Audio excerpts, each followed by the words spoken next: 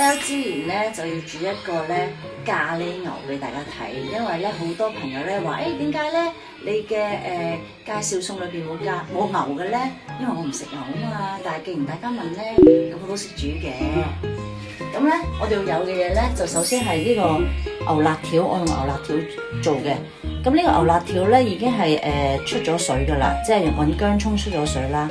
咁呢一包咧就係900個 gram 嘅。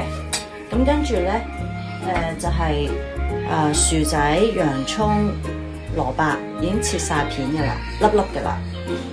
咁當然咧要有椰奶啦，呢個椰奶咧係細瓶裝嘅，165毫升嘅。咁呢一個咧就係我用開呢一個嘅咖喱醬。咁呢個咖喱醬咧，我一啱咧通常就係用煮2次啦，可以。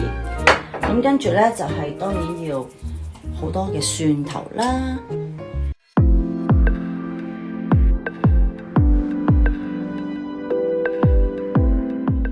OK， 咁咧開始煮嘅時候咧，就首先梗係落油啦。跟住咧個鑊熱咗之後咧，我哋一定要爆香個鑊嘅，其實。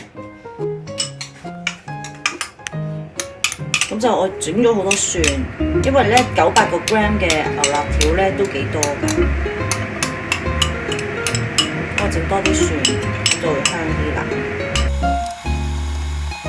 咁跟住香嗰啲嘢咧就爆晒落去先，洋葱又係需要香嘅。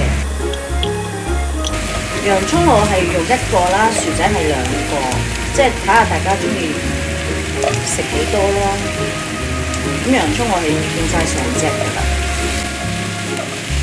跟住咧熱嘅，跟住就落晒啲牛辣條落去啦，就落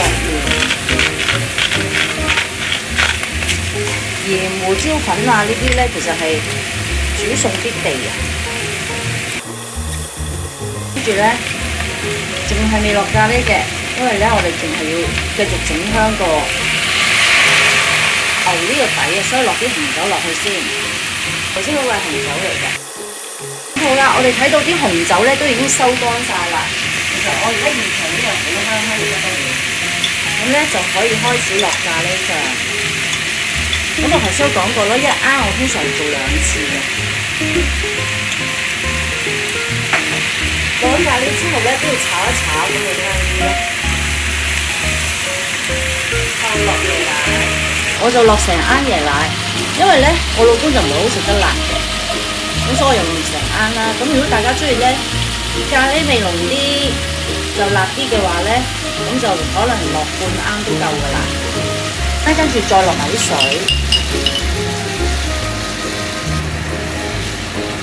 跟住啲薯仔啊同埋啲紅蘿蔔都可以落埋去噶啦。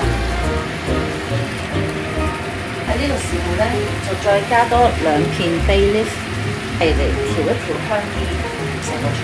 咧加晒所有調味料之後咧，我覺得可能唔係好夠水，因為我呢個，因為如果要腍啲咧，就可能要燜佢2個小時嘅。